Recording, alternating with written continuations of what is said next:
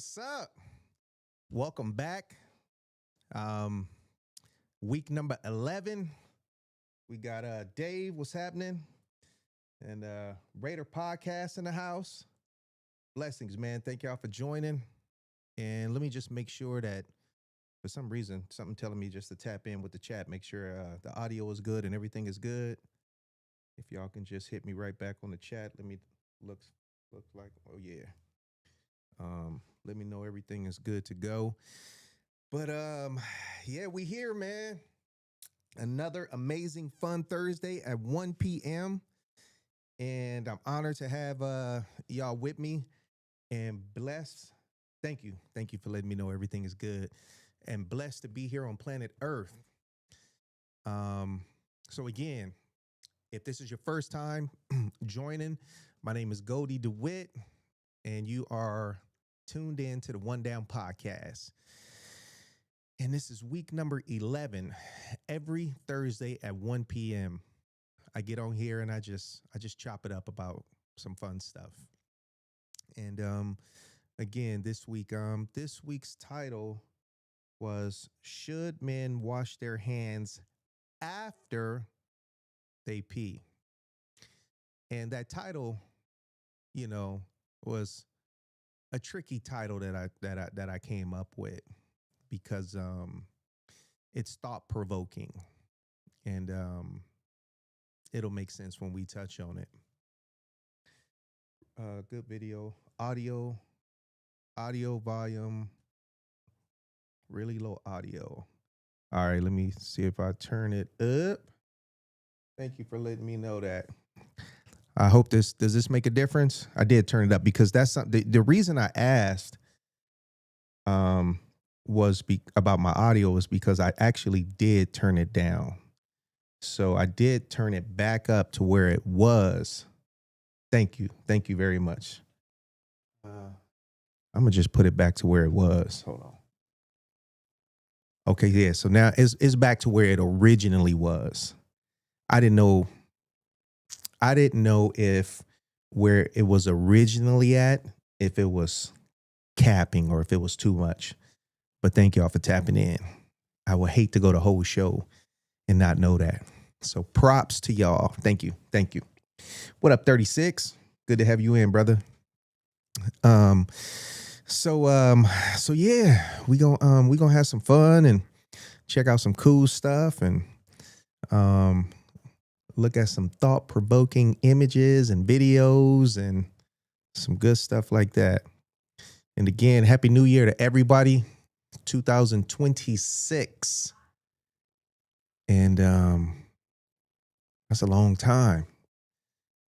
But other platforms don't boost the audio like you. Okay, thank you, bro. Thank you very much. But 2026 is here. And this is like when we was young, we was calling it the future. And I'm 53 years old. And, when we was in like elementary or something, by the time we became adults, we just thought that probably be flying cars out there or something. But now, 2026 is getting close, but maybe we'll see those days or not. But this technology is at a full steam, rolling forward, not giving a break on nothing. What up, Spotville? And with that technology, it's a lot of stuff that's going to work out better for people and not so good for people. People individually probably gonna take the biggest hits.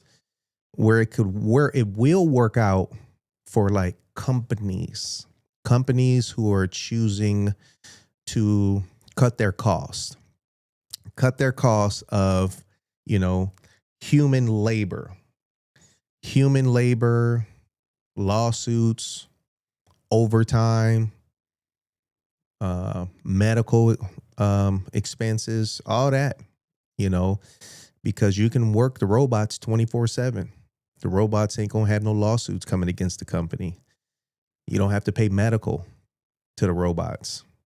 So, and this is real life. This is exactly what's going on, and it is absolutely threatening to mankind.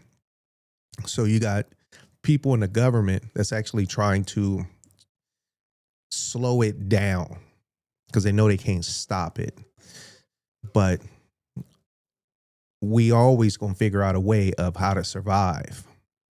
But you cannot be lazy with it now because things are very, very aggressive on how fast they're moving forward. Um, so I'm telling you that, but I know I'm not telling you nothing that you don't already know. And sorry about that. Bam, there we go.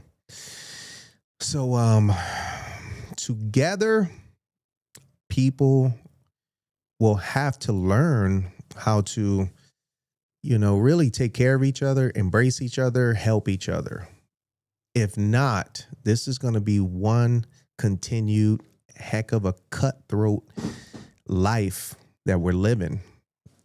And then also, the human robot, it is right around the corner. And so what I'm saying with that is, Google and all these different platforms that, Alexia, all that study of interaction with, you know, saying that phrase, hey, Google, you know, when you talk to it, it's learning all the algorithms on how humans talk, emotions, and what to say back. And I say all that because these robots, the harder part was for them to, you know, get the software to interact.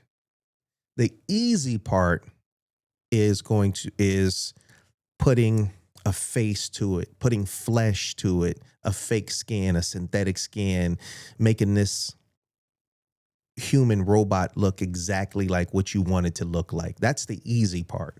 And I say that because technically it's here, so in the near, I don't even want to call it future, but soon, you'll be able to order a robot that looks 100% identical in its features to maybe a departed loved one.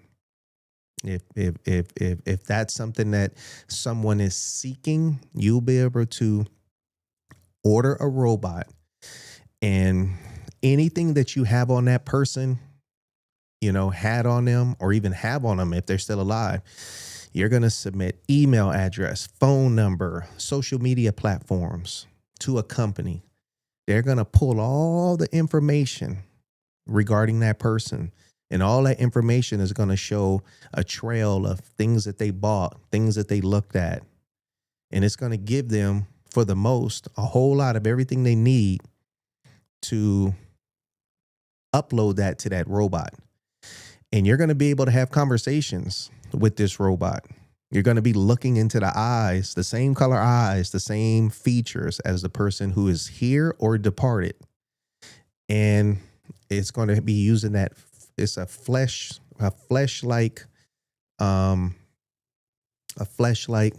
skin. And you'll be able to do everything that you dreamed of doing. And depending on how far you want to take it, if you want to just keep this person in the house, you want to put them in a car to ride around with you. But at some point, you'll see people walking around with these robots. And people are going to be using these as a substitute for humans. The same thing they'll do in the workplace.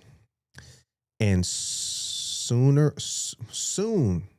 the roles are going to change where normally, by definition, not normally, by definition, a robot is a slave. That's what a robot is. It's a slave. But more sooner than later, the roles are going to reverse. Humans are going to be the slaves to the robots. And that's when things have truly gotten all bad. What up, Keith? Good to have you in, brother. Um, so this is something that everybody just really needs to be mindful of. And you know, putting together, a business now, you really need to think about the business that you are thinking about launching.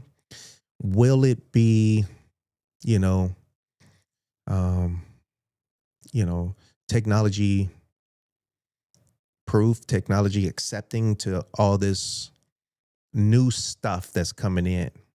You know, you don't want to create a business that is in the path of currently getting knocked out by technology. You want to create something that is going to benefit from where we're going with technology. And I say that because a lot of people claim they want to start a business but don't know what to do. So I'm just giving you a little bit of insight.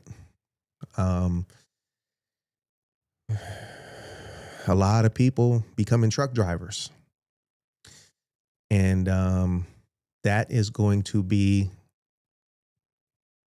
extremely intercepted by autonomous trucks. Diesels will be autonomous. You will have labor workers in the warehouses and at the delivery ports who will be unloading stuff. But still, again, those will be intercepted soon as well by robotic situations. You can look it up yourself. They got tons of robots, even at Amazon right now. Amazon right now uses robots in their warehouses. So what we see on the streets out there in the LA area with I think it's called Waymo, those white vehicles, nobody's driving that. And those cars be dipping out. And that company, they don't have to pay no employees, none of this stuff, And so with the diesels, same thing. It'll be autonomous driving. And no logs, no log books, and all this type of stuff. So for those of you who are, in the later part of your age driving these diesels, you probably won't experience it in the later part of your age. But those of you coming in right now, 21 years old, 22, 23 driving, 20, I couldn't even tell you when it's going to come. But if you look it up, it's pretty much here. So keep your eyes open, ears open for everything, because it is popping off. Let's see. Today is the 11th. Black Japan nobility. I'm gonna always share something with you that's educational. They never told you China and Japan had black nobility. The Shang dynasty begins with King Tang, descendant of a black man called Naki, a name that meant black. In Japan, the original black elites included black samurai families, black Buddhist delegates, and Moorish traders. Moors are black people. So they're saying Moorish traders, like some mixed black people. Black lineage is something that is original. Black people are the original man. And unfortunately, some countries, they want to hide that and camouflage it for whatever reasons they want to do that. Hold on. Let's see. Where'd it go? Oh, there it is. And Here we go. Let me share this with y'all. Bam. And boom. Show you what I'm talking about. Here we go.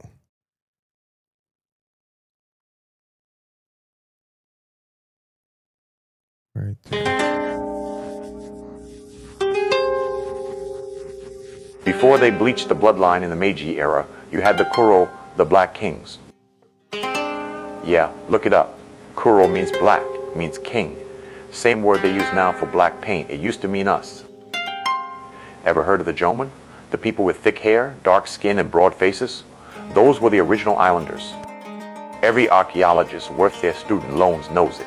The bones don't lie, but the university paycheck do. Check the Tohoku University digs. They literally found afro-textured hair impressions in ancient pottery. Receipts, baby. Then you had the Satsuma and Ryukyu nobles down in Okinawa, darker than half your cousins on funeral day in July. They traded with Africa and Indonesia before Europe could even spell ship. You want sources. Look at Portuguese travel logs from the 1500s. They describe the rulers as brown and tattooed like Moors. And don't get me started on the black Buddhist monks coming up from Sri Lanka and India. They're the ones who taught martial arts to China, before Bruce Lee even became a thesis topic. That's right, Shaolin didn't start with no pale ball extras in kung fu movies. Go look up Bodhidharma. He ain't white, he ain't East Asian. That man looked like he eats fufu and sparring for breakfast.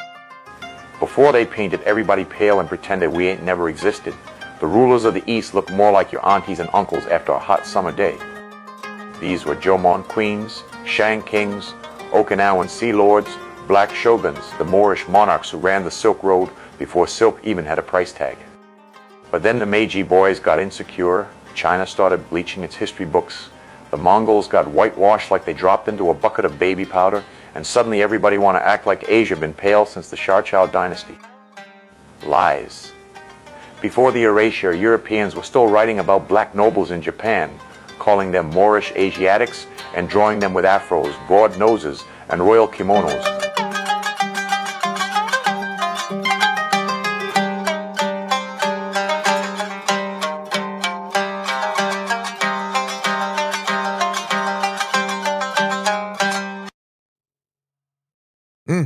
There you go. As they say, man, you got to see it to believe it. So what I expect from you is look it up, do your research, see it for yourself. Don't ever just take what you see on the internet as facts. Do your research, especially if you want to question it. Don't question something to challenge it if you have not done your research. So do your research. That way you can come with some receipts. And, you just might teach somebody something. But that right there, did you hear him? He said they, want to bleach their history. So anytime you bleach something, you're trying to remove what you would consider a stain. And I'm here to bring them stains to the surface. Back in 20, it's like over 20. What was the documentary again? I like to watch the whole thing. Just Google, original black samurais coming out of China and Japan, black royal, nobility coming out of China or Japan, original black Japanese people. Those are the keywords, stuff that I, type in to get where I got. And you'll find just stuff that's kind of hidden under little rocks and hidden under pieces of paper and stuff like that. Right on. So years ago, again, before first Asian king was black. There you go. First Asian king was black. And obviously, Raider Podcast, he wasn't there, so he doing research and he's sharing it. So thank you, brother. Thank you very much. And so you know what? I want to give a shout out to the Raider Podcast. What that brother did. If you go to his YouTube, he did something that I kicked off. And I'm not saying I kicked it off like I'm the person responsible for it, but basically he took it upon himself to shut down any negative situations that he was involved with any other like content creators and Raider podcast people. I just happened to catch it. He said, if I got beef with you, if I'm saying this right, brother, he said, he wanted to apologize, he wanted to just let everything go, and just clean the slate with any drama with anybody that he had. And I just thought that was real cool. What up, C Ryder? Thank you for tapping in, bro. Oh, yeah, y'all. And when I see C Ryder, he makes me remember some duties I need to do. So please subscribe if you guys haven't. And thank y'all for tapping in, commenting. I appreciate that. But yeah, so what I was about to say was years ago, the first rulers of Italy were Black Moorish. There you go.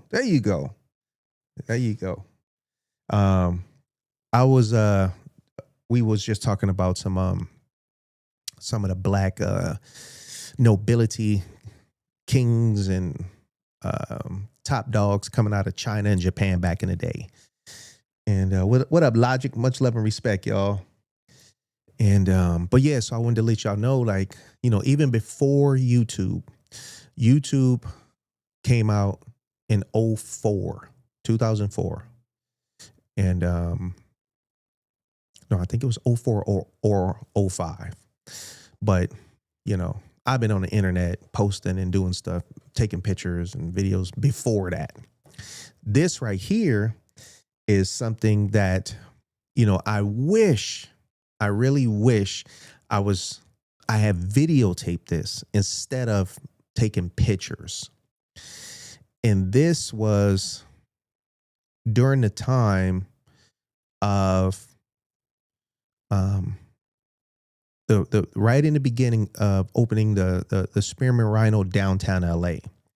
And during that time, used to go out there during the daytime and just pass out a ton of little lap dance vouchers and admission cards and, just to get people to the club. So every day down there, just beating the streets, man, passing out stuff. And at the same time, I was around the traffic of city people walking around in downtown LA. And with that comes a bunch of homeless people, tons of homeless people. And, I'm cool with everybody. So I would chop it up with a little bit of them. I would chop it up with them. And, but in December of, oh yeah, it's right there. Yeah, December of 2000. So 26 years ago, December of 2000, for Christmas, because they started decorating down there, I decided to just walk around and talk to them and give them $1. I said, man, I give you $1 if you just talk to me for a little bit. So I got to hear all these stories from all these different homeless people. And I wish it was on video. But what I did do was I took a picture of them. I took a picture of them holding $1. And $1 26 years ago, it had more value than it did now, And it was something that was really amazing to hear these different stories of why these people were homeless in the streets. And in comparison to these so-called homeless today, I see a big difference in between these. I see a big difference in between them. But I did take pictures and I wanted to share that with y'all. And here it is right here. Made a little video clip of this picture, still shots. He said, I can get 20 Tootsie Rolls for $1 back then. That's right. I called it Goldie's Helping Hand. So let me just press pause. Let me hold you tight. Did it pause? No, I'm going to go back. So this dude right here, that was my car. So I'm glad I got that back there. That was my car back then. It was a Rover, and that's what I used to ride around with. My little sticker on the back, onedown.com. Of course, the domain is still up and strong. But this dude right here, his name was Red, and Red was a homeless brother that set up his little living quarters right outside, of the downtown Spearmint club. And he would come through and just try to work for his. And we was cool. I think I remember that he departed planet Earth. Could feel like I heard about 15 or 20 years ago, because this was 26 years ago right here. But I remember one day I was I pulled up to the club and I got out the car and I looked across the street for his little makeshift little box thing he was living in. And so I walked up to say what's happening to him. And when I walked up, I saw something that I've never seen in my life. My first time seeing it. And I looked at it so vividly and I can replay it in my head so much. I'm not sure if I took pictures of it or if I actually took video of it. But it was Red in his little box. And I just got stuck, like just tunnel vision. And I watched him do the whole thing, that I see on TV, on movies. But yeah, he wrapped his arm up with that plastic bungee stuff. And yeah, I saw him heat it up in the spoon with the fire. I saw him extract it out the spoon. I saw him shoot it up. And I remember I was just too scared to move because I didn't know if he would just like freak out. So I just stood there real still and I watched it. And yeah, once he injected it, he put it down and kind of just sat back. And then I just like creeped away. But yeah, that was the first time the only time that I've really seen that happen. And it was actually sad, to watch that go down. But yeah, that's him. That's Red. And much blessings to this brother right here. And I know he with us in spirits, watching me tell this story. And I'm sure he's okay with me telling the story because he wouldn't want to see nobody else take that path. Ooh, let me hold you tight, if only for one night. Let me keep you near to ease away your fear. It would be so nice if only for one night. I won't tell a soul, no one has to know. There you go. So yeah, like this dude right here, he was fun to talk to. His energy in talking matched the excitement that you see right there. He was the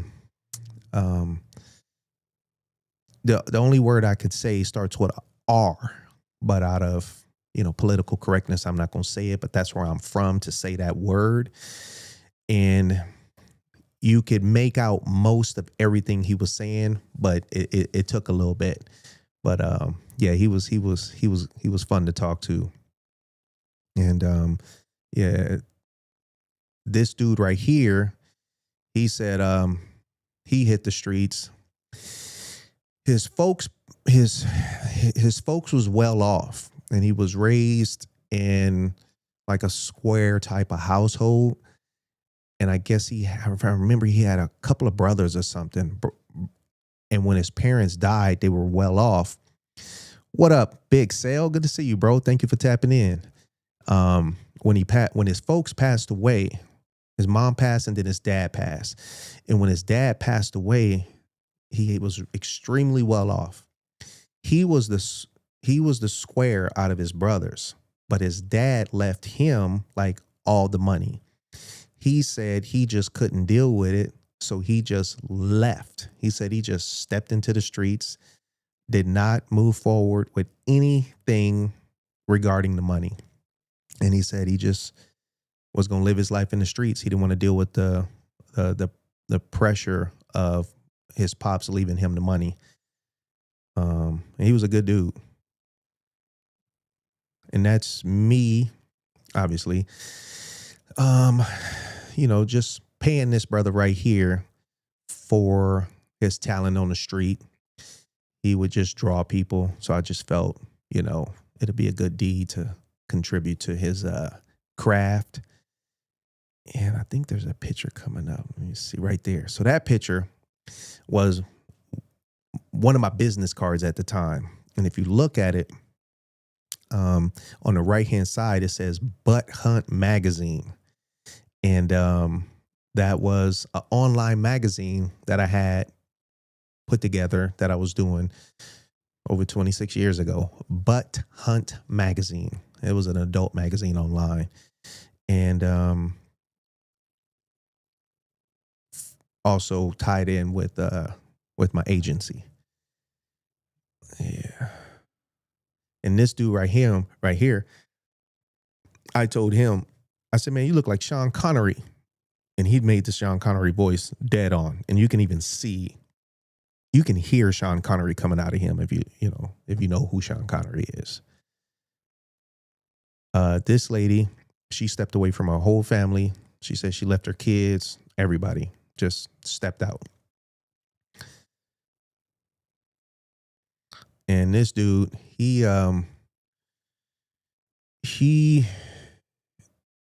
pretty much just knew how to say thank you. He really wasn't able to really put sentences together. And a lot of these people, you can see it. You can see it in them without them saying anything. He said he lost a business with a partner and just stepped into the streets. A lot of these cats, it was them by choice stepping into the streets. And I wouldn't really believe it if I didn't really talk to these people, And this lady right here, she was in a bad relationship and left and found more, I guess, safety or something, she said, just in the streets. So that's what she was at. And she said that's what she gonna be at. Yeah, and it's 26 years ago. Sometimes I feel like going back downtown to see if I just see any of them, but I don't really think that's possible. I don't know if they would be. I don't know. I'd rather hope that they made it off the streets than, departed. But yeah. So that is when I look at soft white underbelly, I say to myself, man, I was doing this way before then. What if I would have just stuck with it? When they say, I must have missed something. What's the significance of the dollar? Oh, the dollar, that was just me 26 years ago, man. I was walking around in downtown LA, man, just chopping it up with the homeless people during December, Christmas, and just having them talk to me. Just tell me their little story. Not little story, but tell me their life story. Oh, thank you, bro. Thank you. Thank you very much. Let's see.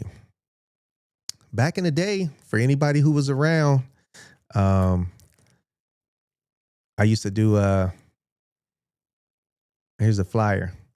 This was a flyer, man. This was my G-string swing parties. Look at that, May 2001. So the G-string swing parties, They were off the hook. It was my own creation, my very own creation, my own title called the G-String Swing Parties. And we used to have fun.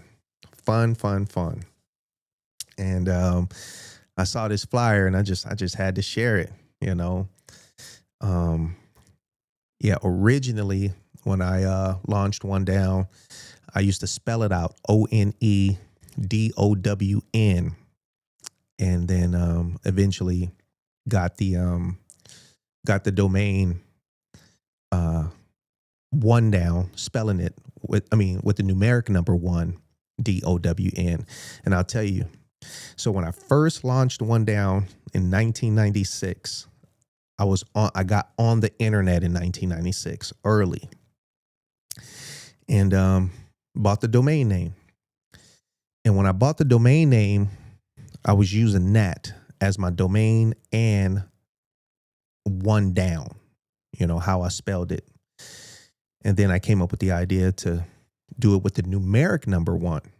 So when I did it with the numeric number 1, I surrendered the One Down, ONEDOWN.com name. Surrendered it, just like let it go. I was like, fuck that. I ain't gonna use it. And then, you know, so time goes on and I'm building the brand One Down. And so a few years later, several years later, I was like, you know what? I might as well just get the ONEDOWN just to sew it all up.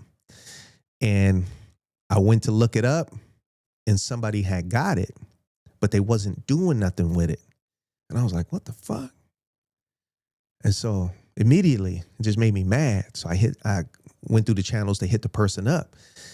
And then I was like, hey, I see you got the One Down, but you're not doing nothing with it. And so the person responded back, I've been waiting for you to contact me. And I was just like, waiting for you to contact me. I was like, well, what's up?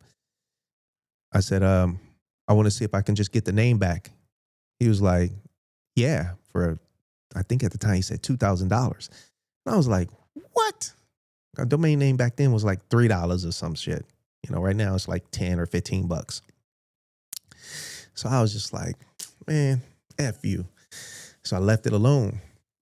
And then he hit me back probably several months, a year later, offered it to me again, probably like the same price. I was like, whatever, get out of here. Now, fast forward more years. We're in 2026 now. So I looked up so last year, 2025, I looked it up and it was free, meaning it wasn't claimed by nobody. But the domain name was $10,000. $10,000. And I said, holy fuck. That's crazy that, you know, whatever powers may be have found that much value in One Down, just a simple word, One Down, that they have raked that price all the way up to $10,000. I was blown away with that. So I was just like, fuck that. But that's the only time I've ever seen it free, open, available for purchase, you know? And so I told myself, like, you know, I follow the spirits, like, you know, it's telling me, pointing me at it, something pointing me to look at it, you know? So, long story short, it's a good feeling that, I did get my domain name back, and it's actually really, really, really, really a good feeling, you know, because that is mine. That's all mine. And, so yeah, when you type in One Down, ONEDOWN, it points straight to, you know, my home website, which is also the numeric number 1, DOWN. And in the internet world, you know, that's property. That's land, because you need that Well, let me see. That's land. So the actual land, the land is where it's hosted. So that's where it's hosted. And the domain name is basically your address. That's your address. And that's what it is, a domain address. So yeah, so it feels good to have that domain name back. Let me see. I got a 2003 one down card somewhere. There you go. Oh man, that's amazing when I do see them old one down cards. Let me kick off some heat. Why is one down so different than most of the clubs we know? Why is one down different? Ooh, look at Big Sale. He said, let me kick off some heat. Why is one down different? So the key word that you're saying is different.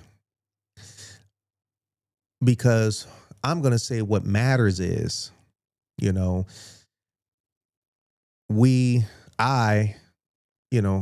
stick to, to the most that I know is right. I stick to, staying within the perimeters.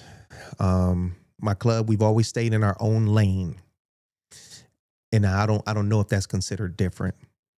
But different, I'll point out some stuff that's different. Like, did you say, why is one down so different than most clubs? Well, one, I'm probably going to speak on stuff that, is not really what somebody wants to hear, but it's the truth on what's different about us. We're one of the only motorcycle clubs, one of the only.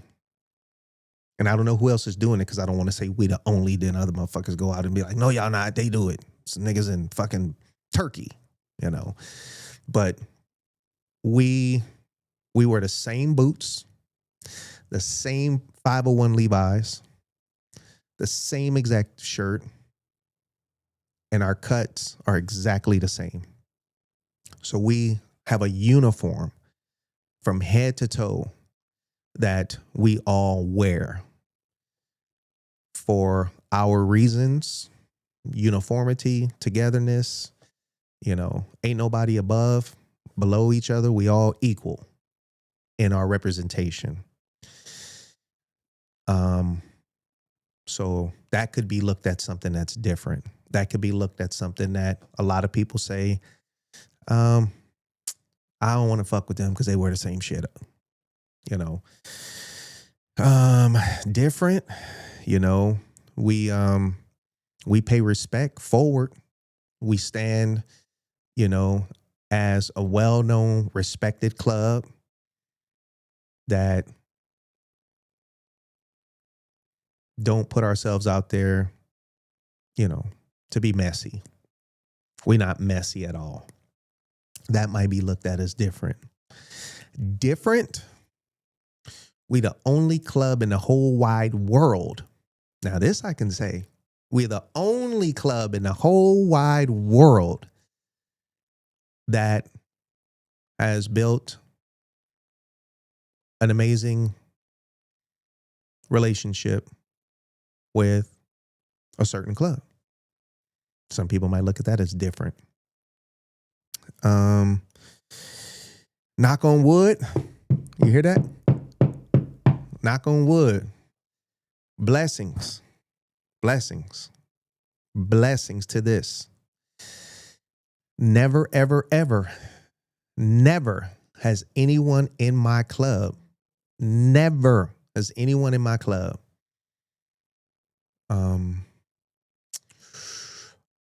been arrested or got incarcerated. Never. No one. Never has anyone in my club departed planet Earth in my club. Never, ever, ever has anyone departed planet Earth in my club. That might be looked at as different. Knock on wood, blessings that the spirits continue to protect us. Different. We the only club in the world that I'm aware of to drop all our Harleys, all of them, and went all BMW adventure bikes and continued to hold the respect that we've always had. I don't know. I think I can go on, but I assume that's probably answering your question, But yeah, so no, thank you, Sel, for asking that. If I answered it correctly, but I was just thinking of, you said why is One Down so different? It's also said that One Down doesn't participate on the Black Motorcycle set. So you're saying it's also said that we don't. One Down participated extremely heavy on what we call the Black Motorcycle set. Let me see. I'm on you today. Much love, brother. Oh yeah, you see me. I'm sitting here answering this stuff with a smile. Yeah. So, One Down, extremely heavy on the Black Motorcycle set. When in the beginning of us coming out to the Black Motorcycle set, and once you get involved with anything in life, which we all know is a relationship, and in every relationship, you have a honeymoon period. And in that honeymoon period, you learn stuff. And for me, I am still in the honeymoon period of this motorcycle lifestyle. I'm still in the honeymoon period. I live in the honeymoon. I tell people, do your best to live in the honeymoon. But speaking on, you said don't participate. We participated extremely heavy. For anybody that matters, know this. So when I say that, I'm the type of man, I deal with people who matter. I don't pay focus to people who don't. There's a lot of people who think they matter when they don't. There's a lot of people who get involved with the motorcycle club lifestyle and they're getting advice from people who don't matter and they get misguided. So for me, what's up, Dub? Good to see you, brother. Double D, Rare Breed, Inland Empire President. Thank you for tapping in, bro. We participated and went everywhere, documented every event. We would go to, they had bowling events. One Down was there. Did we lose? No, we won. Tug of war contest. Go to tug of war contest. We won. Everywhere we went, we was doing what we was supposed to do. What's happening? Thank you for tuning in. Andy, what's up, bruh? So we had fun. We enjoyed it. And the Black Motorcycle set, I love it. I love my Black people. I love the culture.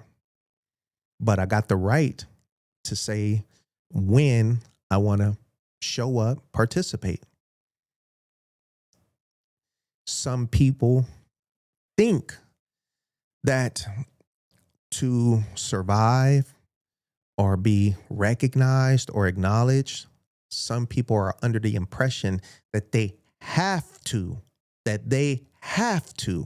participate. Now, in some cases, you can find yourself having to participate on what they call the Black Motorcycle set.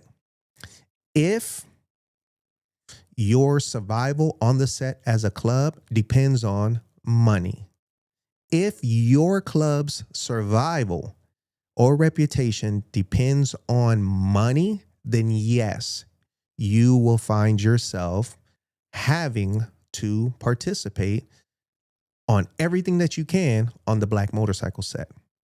My club, I designed it to where we don't feed off of nobody, no club, no civilians, no club. This is verified, certified. Everybody know this. From day one, we survive off of us only.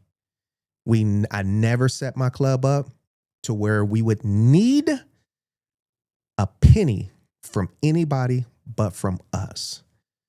And that's another thing to say, why is One Down different? My club, I created it for us to stand on our own 2 feet from day one. And if we choose to go to somebody's event, we go to participate, say what's happening, show love, and we bounce. We was always known to show up and probably step out extremely early. So even, when I did throw events, these were events to say thank you to the set. And I'm not the type of person who ever put my club in a position to throw events to generate revenue. We've never done that. Never, ever, ever. And we never will. We never do that. So participate on the Black Set. My resume is long for participating. Tons. I could fill this. I could fill these, what do you call it? These podcasts up every show with thousands of pictures and documentation of us on the Black Motorcycle Set. Do I have to show up to every Black event still in life? Fuck no. That's silly.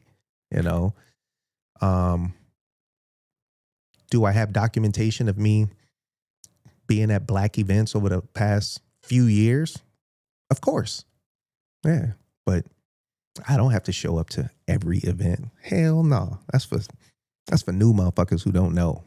I'm way beyond that. But thank you, Sal, for asking. But yeah, no, I got a long resume of being part of the Black Motorcycle Set. I know my name is strong. I don't have to show up. I will always be part of the Black Motorcycle Set. Every time something bad happens on the Black Motorcycle Set, especially back in the day, even now, people say, I see why some cats, don't make it a habit to always be on the Black Motorcycle Set. I love the set. I love the people, but we all know that, it has its ups and downs and you got to learn how to navigate through it, so, but no, thank you for asking. And yeah, that was easy. You said you was going to be on me, but that was easy. I stay prepared for that stuff. That's right. Self-sufficient, which all clubs should be. All clubs should be self-sufficient. And everybody in my club know, have your life insurance together. We ain't doing no GoFundMes. No. Go fund your life insurance policy. My love you, brother. Just wanted to kick off some understanding. That's right.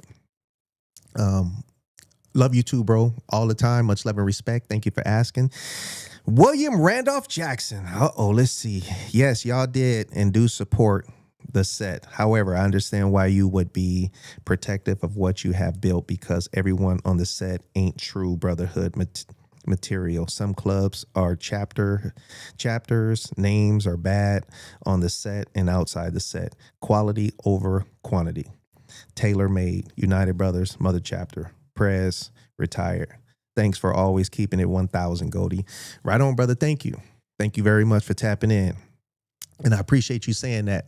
And like I said, man, my words are to people that matter. I ain't gonna never waste my words on just some new cat who don't know shit from shit, And the people that I talk to and look up to are people that matter. And I say that because everybody needs to understand the difference with that. When you talk to people, it's people who matter, Raider Podcast. Can't go to everything, but always try to make the big shit and small when y'all got that love. Yeah, that's just that comes with it, man. You can't be everywhere. You can't please everybody. President, founder of my club, president, founder. Just it's like having, kids, trying to please every single kid in the house. It ain't gonna happen.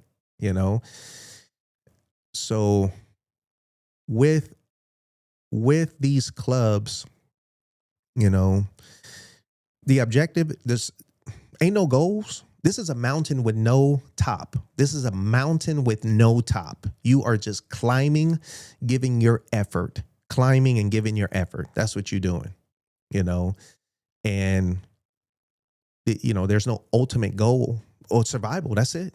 Just being relevant and surviving, and keeping your name clean. I don't do anything to jeopardize my health, life, and club, or my club brothers. No matter what we go to, we have turned down a ton of stuff. We've turned down a lot of stuff.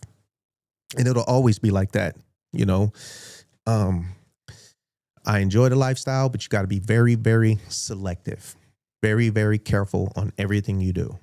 And like I tell my club brothers, I don't never want to meet their parents.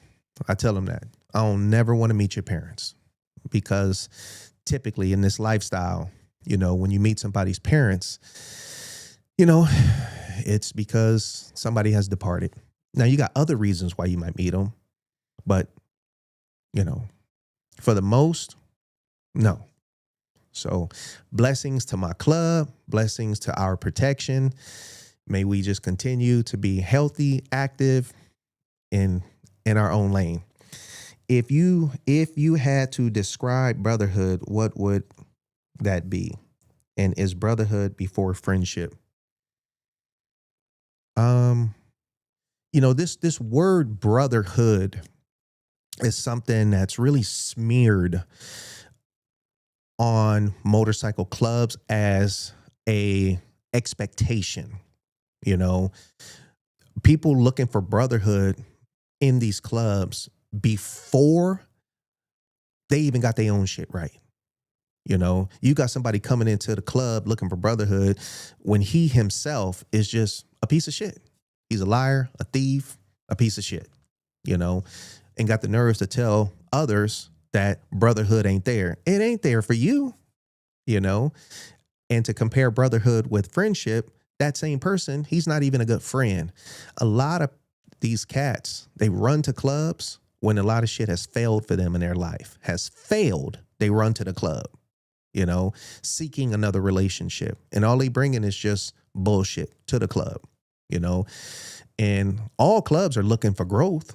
So it's kind of a trick bag on really, trying to pull the layer back on somebody to see who they really are, when their objective is to lie and pull some foolery just to get into the club, So, brotherhood, for me to describe brotherhood,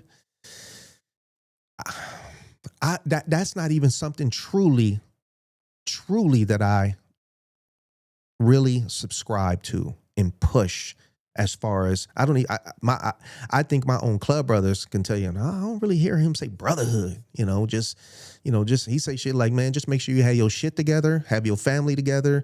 When you get to this club, when you walk in this clubhouse, make sure you leave all that bullshit outside. So it just comes with the territory on you being a righteous brother to your brothers in the motorcycle club. And as long as you righteous, then shit just gonna come together. So to put a label on me describing brotherhood, I can just say that, I really don't truly subscribe to the word brotherhood. There's just a lot of, words that's out there that people, just reach for, that ain't there as much as what people think it being there. I got love for my brothers. I got love for, men that I see as brothers in other clubs, and in this lifestyle, you'll find yourself having love for somebody in another club that's equivalent to the love that you got for somebody in your own club. So I think that brotherhood is something that people seek. It's just something that people are seeking because they think that it's such a guaranteed attachment with the motorcycle lifestyle. Love everyone on the set, but as a 99, I know there's places I don't need to be. It's all about the ride and journey. My brother said, facts 36, thank you. Do you think a club can grow to be big/large? Do you think a club can grow? Every club has the potential to grow, but it depends on,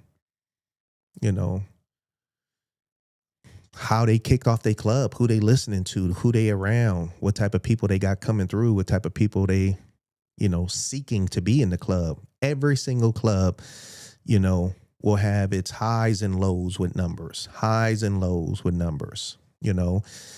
and some of these cats hop clubs just playing leapfrog to be in a big club.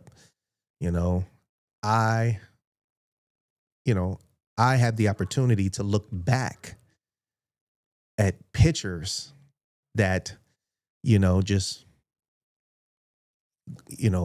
glow me from the inside, and I'm looking at pictures of us, 40, 50 cats, and I could say, I don't know if it'll ever be like that again, but it's not stopping me from moving forward and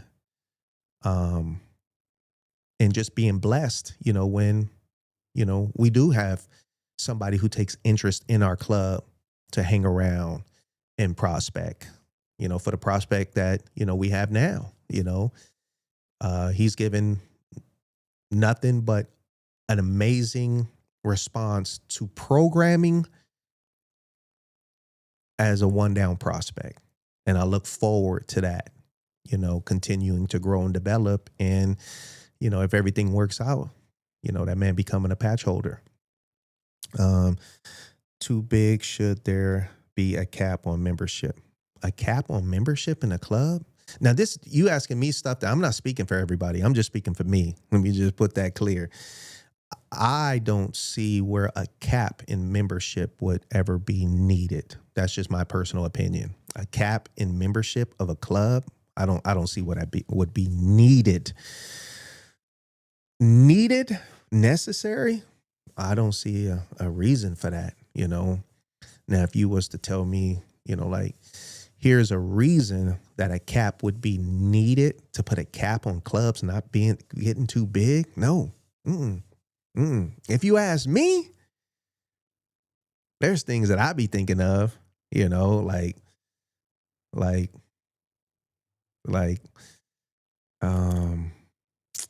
me see. Too big, should there be a cap on membership? Cap on membership? Too big, should there be a cap on membership? I don't know if you're talking about fees, like monthly dues. Real question. When is it okay to a club hop? And why do people do it more than once? Respect for it. They lose it. When is it okay to club hop? So it's never okay to club hop. That phrase in itself is not healthy. Club hop, no. When is it? How can somebody respectfully leave one club and go to another club without looking bad? It's simple. If you in your club and you have exhausted everything that you can give the club and you see the club is not fit for you anymore, then you properly chin up, chest out, step to the entire club and let them know that, you need to do everything that's needed respectfully for you to step out the club, and they need to give you the orders on what you need to do to respectfully step out the club.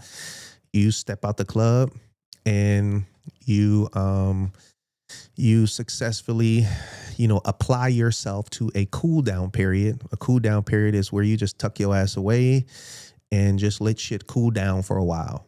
Let the club that you step out of, just forget about you. Just like the same thing when you dating a bitch and a female and y'all break up.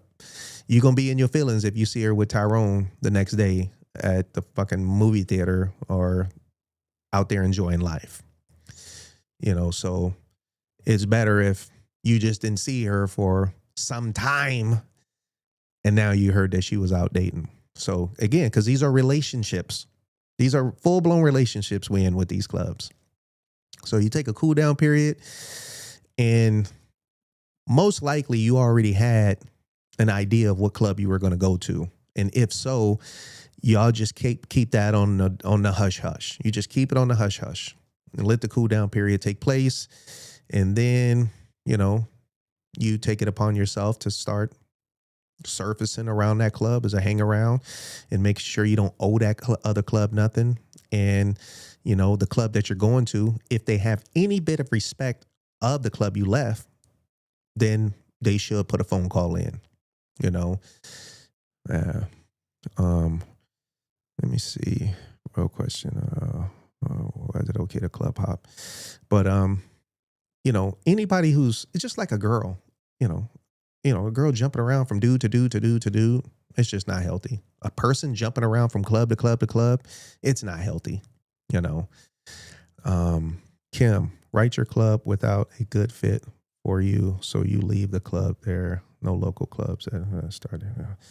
It's about elevating. I went from sports bike club to co-ed mixed club to a all Harley club to finally my own movement. Some would call it club hopping, but for me, it was finding my way.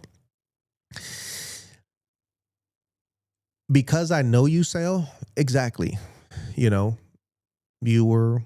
What you said is, I can only agree with you, And then on the sideline, yes, people call that club hopping. But for you, in your shoes, you was finding your way and you stood on that. You stood on it right here. And that's what you said. Nobody can take that from you, I'm only asking because I have seen cats in one club and a month later, another. So when you see that, again, that's just not him. There's somebody responsible for that. And the club is responsible for that, And if a club takes in somebody who's not in good standing with another club, this is another subject, not in good standing, then that club is saying that they don't respect that club he coming from. It's like, man, fuck them, man. Come this way. We don't care. And then again, it says what type of club it is. So everybody who joins a club, they do plan on, it being, something. They do plan on it being for life. But in all realness, club, the way we practice is the way we play. The way we practice is the way we play.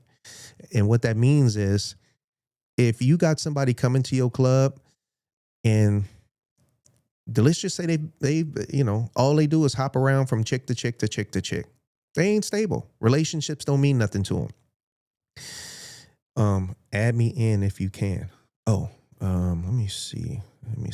Add, invite guest, copy. Let me see if I can get you in, brother. Hold on, message. Let's see. Holy shit, Big Sale is about to come on here. Let's see, Sale. Primary. Boom.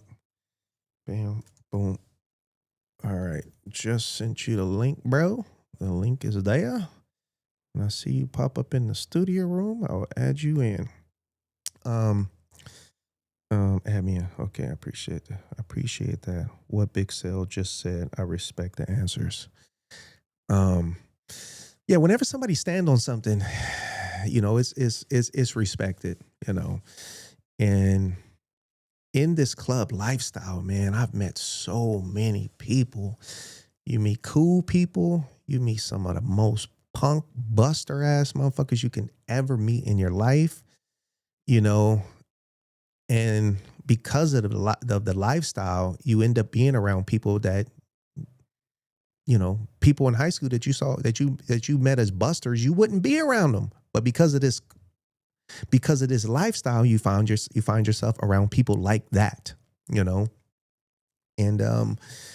it's a lot of promises, but I love the lifestyle. I love it. And I can say that because, I've never let it, drain me out, infect any part of me or infect anything that I'm connected with. You will get some people in these clubs that are infections, and you have to cut the infection out before it contaminates everything. And I don't take long to get rid of infections.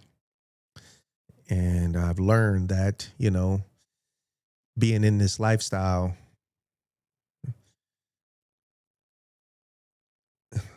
the numbers, they just go up and down. If numbers was something to me, I would have opened up chapters across the United States and beyond with all the offers that came my way from throughout the years. I've always said no. I'm not in it for the money. I'm not in it for, number one, the money. That's where a lot of cats get stuff twisted up. And again, that's why we will never do fundraisers, never be attached to any misappropriation of funds or nothing like that. Never did it, never will. Somebody having a fundraiser, I'll donate to it, but I'm not throwing one. I sent that to you, Sale. Let me see. But let me see what's up in my bag, my rest of my bag. Let me see. What's Sale before Sale come on? So let me see. Video clip. Let me see. Let's get started. So this right here, if you laugh at this, you're wrong. You're wrong if you laugh at this. Let's get retarded, everybody. Let's get retarded, everybody. Let's get retarded, everybody. Let's get retarded. Come on, shit. Let's get retarded. Come on. Let's get retarded. Let's get retarded. Look. Put your hand in the air and try to break your wrist. Then across your chest and try to bite your ear and go bang, bang, bang, bang, bang. Put your hand in the air and try to break your wrist. Then across your chest and try to bite your ear and go bang, bang, bang, bang, bang. Get retarded, everybody. Let's get retarded, everybody. Let's get retarded, everybody. Let's get retarded, everybody. Let's get retarded. Special ass niggas think, all my ugly ass niggas think. Oh, I hope you didn't laugh at that. Sale said nothing came through. I sent it to the same text. Oh, it says that you looked at it right now.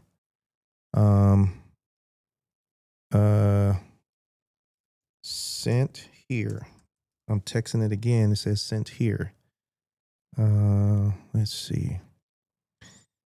Happy new mate. Oh yeah, what's up, Martin? Martin's from Australia, y'all. Cool cat. This brother been tapped in with LA for many years. Comes all the way from Australia.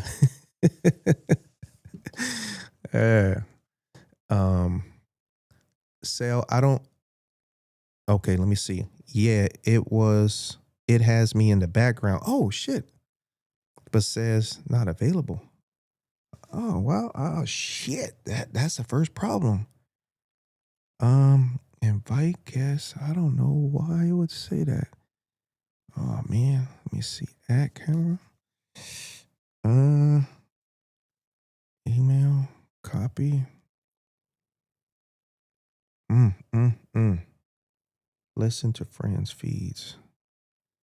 But it says you're not available. I have no idea what to tell you, Sel, on how to get in. I don't know if you are, because last time you did it, okay, see it. Let me see. No connection. Damn. I don't know if let me go into I went into a different scene. I don't know if that made a difference. Internet not connecting in the background. Go out and reset.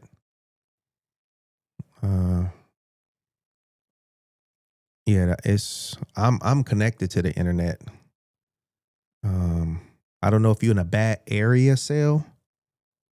No connection. Yeah, Big Sale, you might be in a bad area.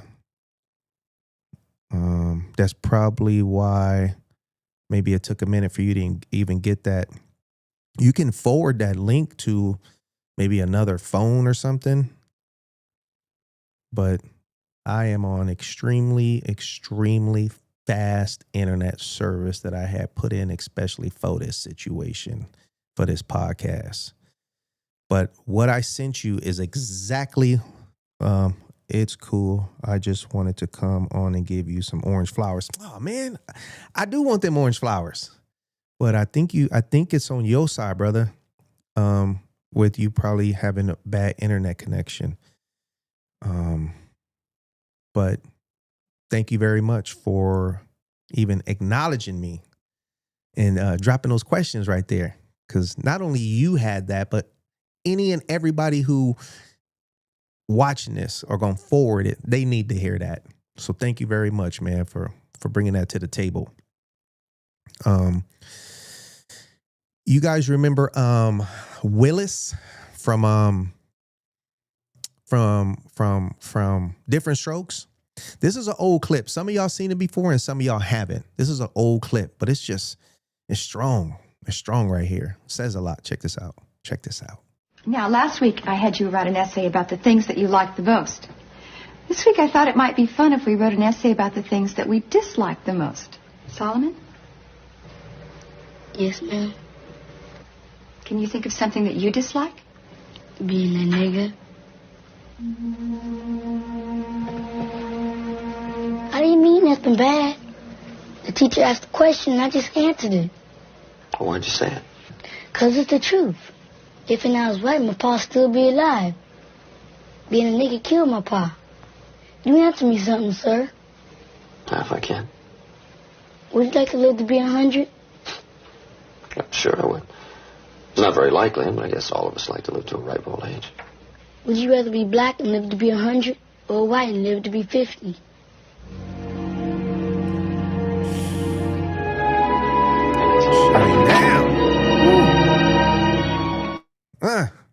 That's heavy right there. That's heavy. That is heavy. Would you like to live? He asked him, would you like to live to 100? Wait, live to, or be black? And, I don't even remember. It was so, but yeah. Hold on, man. Hold on. Now, last week I had you write I guess all of us like to live to a ripe old age. Would you rather be black and live to be 100 or white and live to be 50?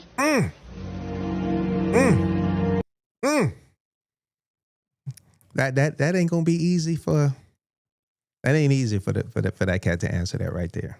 But yeah, man, I saw that and I just said, hey, I gotta bring this. And yeah. Yeah, this right here, this was tricky. This was a tricky one. Check this out. Yo, there's this picture going viral on X, and I was so confused because my sister sent it to me, and she was like, yo, look at this. Like, tell me what you see. And I was like, what do you mean? And so I clicked on it, and I'm like looking at the picture, and I'm like, what is this? I don't understand like what this is. Like, it looks like just two women, and they're, I don't know, like, I'm just like, I don't get it. And then the caption of the video says, close one eye and then squint the other eye, and then tell me what you see. And listen, this challenge is crazy. I need y'all to close one eye and squint with the other eye, and then tell me what y'all see. Comment down below what you see. This is mind-blowing, because now that I see it, or now that I saw it, I cannot unsee it. This is absolutely insane. Try this. Oh my God. Close one eye and then squint the other eye just like this, and then squint it, and you're gonna see, I mean, this is incredible. Oh my, this is incredible. This is incredible. Do it. I'm not gonna give no hints. I'm not gonna give it away. This is crazy. This is insane. This is insane. Try it. Yeah. If y'all didn't do it, like for real, try it. It's wild. I don't know how to make this one. Oh yeah, there it is. So I'm gonna put. Oh, what the fuck? Yo, there's this picture going viral on X, and I need y'all to close one eye. There you go. And squint with the other. So I'm pausing it. So go ahead and do what he said, and go ahead and put what you see in the comments. Put what you see in the comments. And the caption of the video says, "Close one eye and then squint the other eye, and then tell me what you see." And listen, this challenge is crazy. I need y'all to close one eye and squint with the other eye, and then tell me what y'all see. Comment down below what you see. This is mind-blowing, because now that I see it, or now that I saw it, I cannot unsee it. This is absolutely insane. Try this. Oh my God. Close one eye and then squint the other eye just like this, and then squint it, and you're going to see, I mean, this is incredible. Oh my God. This is incredible. This is incredible. I'm not going to give no hints. I'm not going to give it away. This is crazy. Hey, you this don't is see insane. 71? This is insane. Try it. I saw it.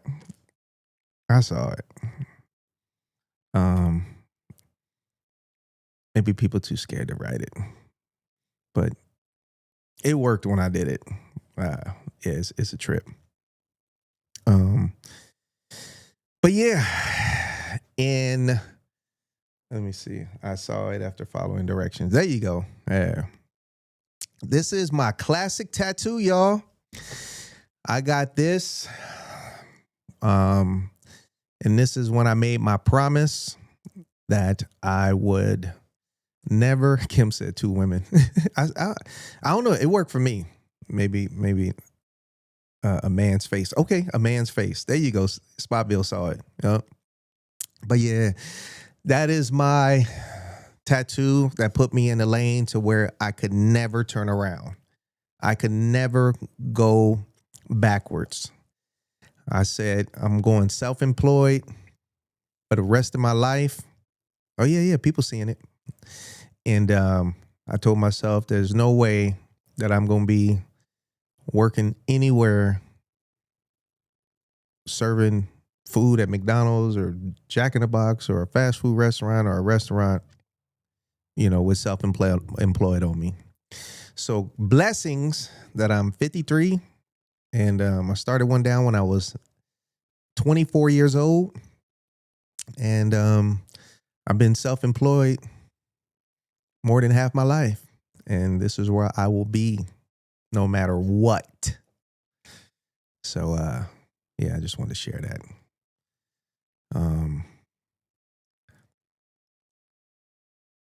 This right here. Oh, yeah. I'll be telling y'all about my One Down movie, The Best Times of My Life. Found this picture. That's the DVD right there. I used to go around selling these to everybody. But that's it right there. One Down, The Best Times of My Life. I don't know who these brothers are, but hopefully in life, things are good for them and they doing all right. Let's see. This right here was in 2003. This was 23 years ago. And this was my One Down magazine release party. One Down magazine release party. And this is when I used to throw a lot of parties. And my parties were off the hook. Everybody used to show up. Everybody would show up. Everybody used to have fun. And people were different. Life was different. The energy of fun was different. And let me see. In the middle, that's Alexis Amore.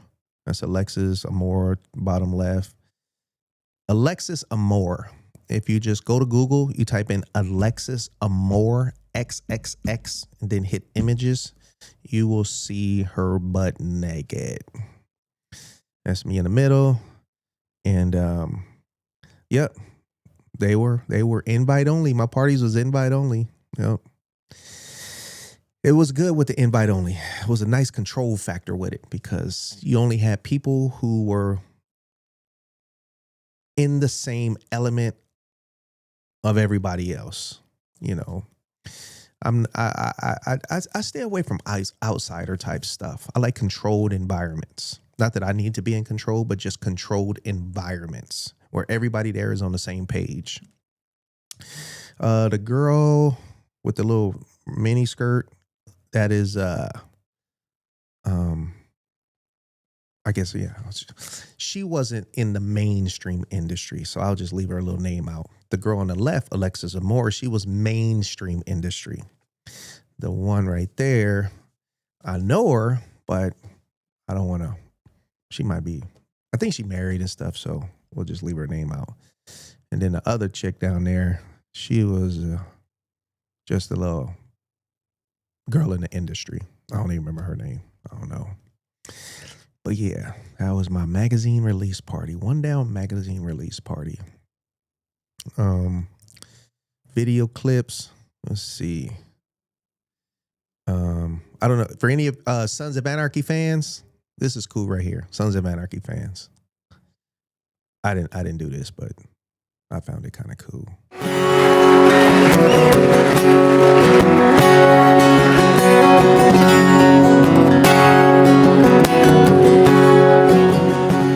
Right into this world, all alone. God takes your soul, you're on your own. The crow flies straight, a perfect line, on the devil's bed, till you die. Life is short, baby, that's a fact. Gotta live it right, 'cause you ain't coming back. Gotta raise some hell before they put you down. You gotta. You know what? Whoever made that, they didn't show no love to the brothers on the show, man. Slap yourself for that.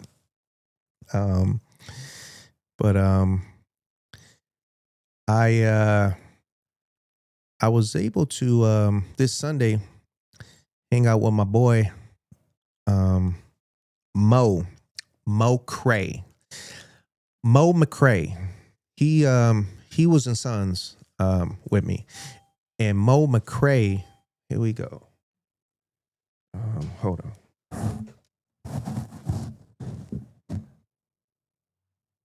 Give me about 30 minutes. Oh, wait. Oh, shit. Hold on, y'all. Don't go nowhere. Stay right there. Let me let this dude in. Hold on.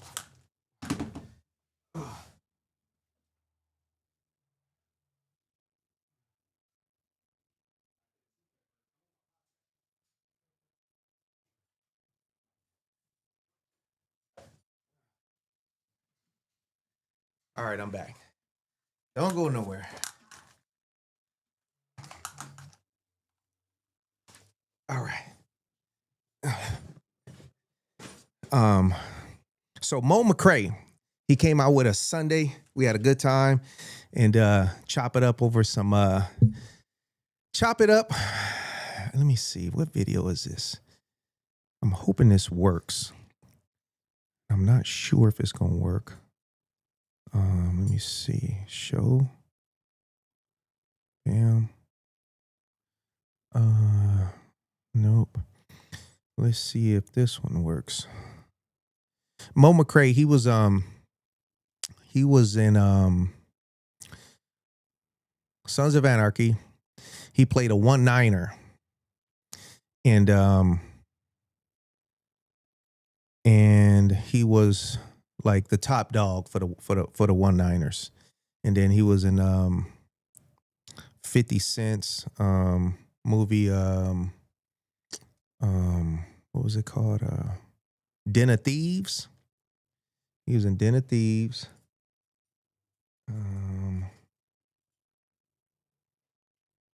Fast. I don't know. Y'all might not be able to see it. But if that won't show, at least I think I'm gonna be able to get it to show. Just hang tight right there. But here is my Fast Johnny I got back. I got my Fast Johnny back from Dyno. What's up, folks? Just got it back. I'm excited. Oh, let me see if I can switch that. Just got it back. I'm excited. And I ain't gonna speak no numbers, but the numbers are incredible. And I'm so thankful to my guy who brought out the magic. And always do your best to be involved with everything that's going on with your motorcycle. Everything. Do not trust. Unfortunately, you cannot trust some of these mechanics out there. You can't trust them, you know. So, but I am happy, beyond happy, with the mechanic that did my dyno. Woo! It'll speak for itself.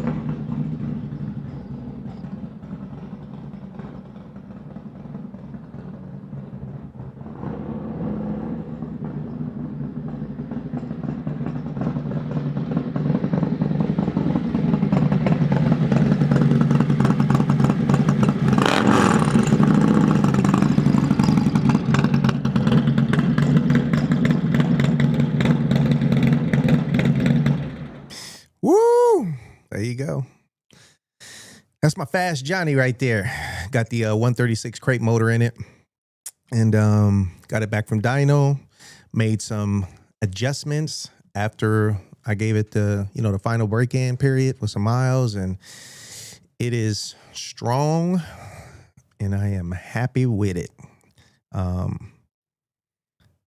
if anybody want to get a 136 crate motor, holla at me, because I will hook you up. Yeah, let me see. If I put that here, let me see, where would, I don't even know why this would not show.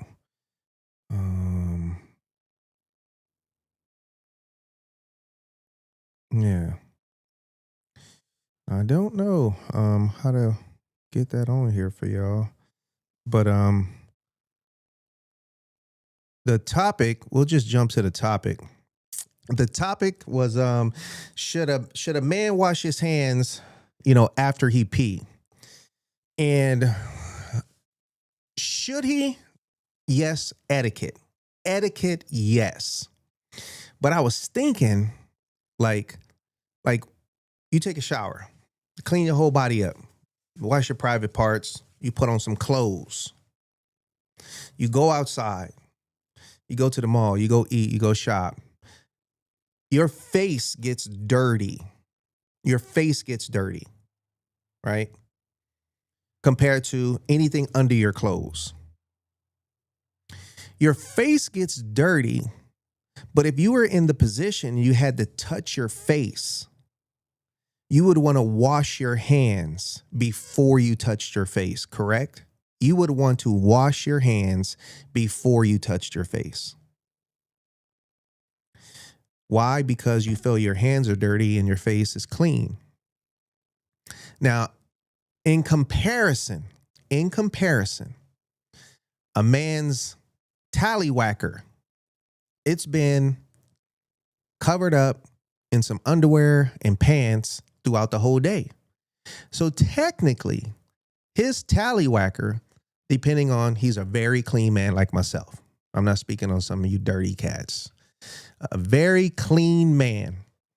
So his tallywhacker is going to be cleaner than his face because it's been covered up all day. So when he goes to the restroom, he's going to go into the stall, unzip his pants, grab his unit with his dirty hands, and then proceed to urinate and touch his tallywhacker with his dirty hand. I feel it should have been taught from day one. When a man goes into the restroom, he washes his hands. Then he unzips, grabs his unit with his clean hand upon his clean tallywhacker to then urinate. Now, for me personally, I've noticed that when I go to the restroom, I don't never have to touch or grab my tallywhacker. I don't touch it. I just unzip and I just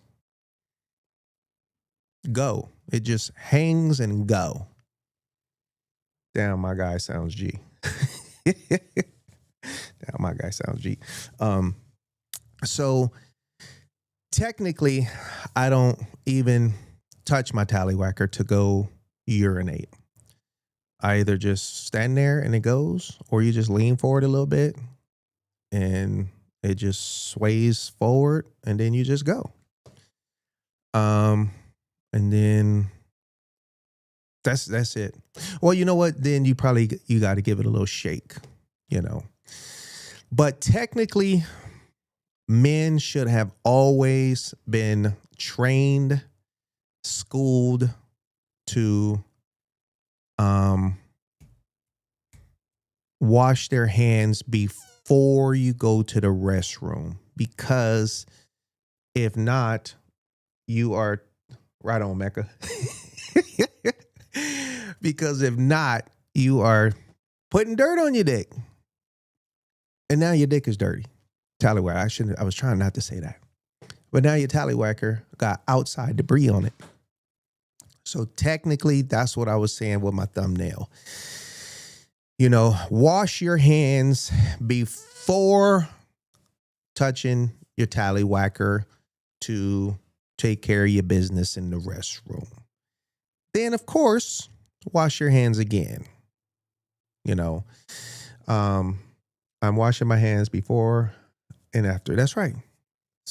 But press it. And any of you that are parents right now and you got a little boy, train him to wash his hands before he goes to pee-pee. Let him take that into his adulthood and instill that into his next generation. So make this your duty, if you a parent, to incorporate that now. And if you a grown-up, you need to incorporate that right now. Wash your hands before you touch your Johnson to take a leak. It's that simple. If not, you are putting foreign airborne debris on your tallywhacker, and you have a dirty tallywhacker. Thank you, Mecca. He said facts. Right on, man. But yeah, so that was what I wanted to. I think it was pretty simple, you know, for me to explain what I was. Okay, Mo Cray. Here we go. So here is Mo Cray. I'm jumping the subject. Here's Mo McCray. He was on Sons of Anarchy with me, and he came through a little while ago. I did some work on his bike, and I'm going to share that with y'all, and then I'm gonna share the footage from this Sunday. And bam, so he came through. He wanted to put some D&Ds on his Road Glide. Here we go, right here. Yeah, you already know what time it is. I just had to come out and see my man Goldie. I'm over here at the One Down headquarters. Just threw them loud things on the Road Glide. It's going down.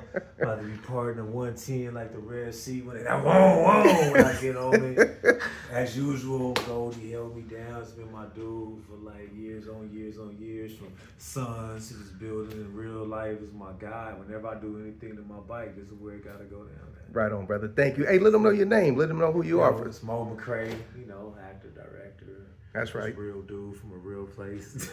Tell them what shows you touched. Sons of Anarchy, Big Little Lies, Den of Thieves, me, 50, Gerard Butler, a whole bunch of stuff, directing too. So it's all going down. That's right, y'all. Well, thank you, brother. Thank you for supporting the shop. And we got his Road Glide. And we put them D&Ds on it. On it. Right on, bro. You started up.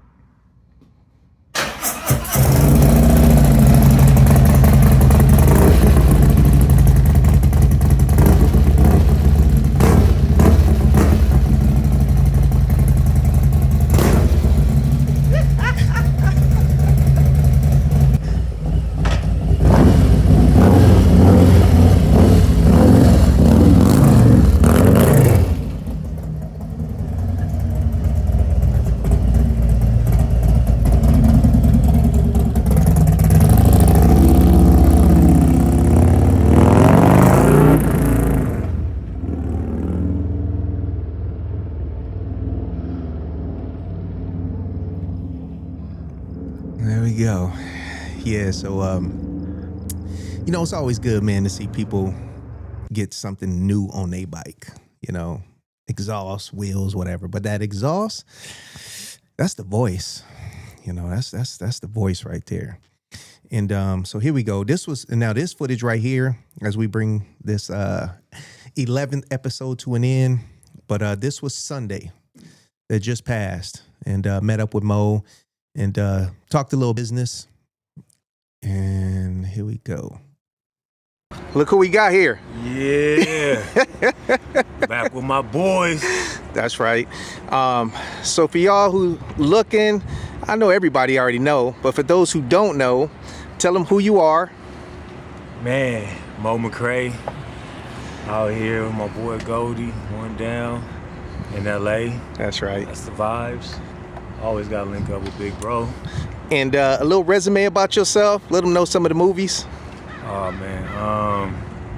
Let's see movies. We got Den of Thieves, Gerard Butler, 50 Cent, Butler, Wild, the classic Gridiron. Man was just talking to me about how much that meant to him. Different TV shows. Been very blessed, from Sons of Anarchy to Empire, Flight Attendant. Just blessed. New show coming out on Apple called Lucky. Also got a movie out right now called Stay on Hulu. Oh, shit. That's right. Okay, I'm going to press pause. It said no video. I'm glad y'all spoke on that. Dude, hella cool. Let's see. Still nothing, huh? I don't know why. Huh.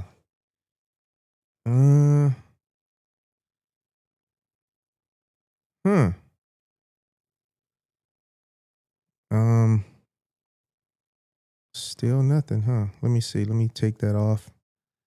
Remove from scene. Hello. Have to run. Okay, 71. Thank you, bro. Oh, is it frozen? Huh. I don't know. I don't know what happened. But maybe I'll try to get it fixed. But yeah, sorry about that, y'all. Yeah, I don't know what happened. But I'll rerun it next week. But much love and respect to everybody. This was way longer than what I expected. But thank y'all for staying in. And I wish everybody a smooth week. Have fun out there. Be safe. And much love and respect. Thank y'all for tuning in. I can name a bunch of people that was in the blog. But, for those who spoke in, 36, Mecca, Sale, Raider Nation, everybody, man. Thank you. Media, Creole. Thank y'all. I'm rushing right now because I got to pee real bad. All right, y'all. Peace.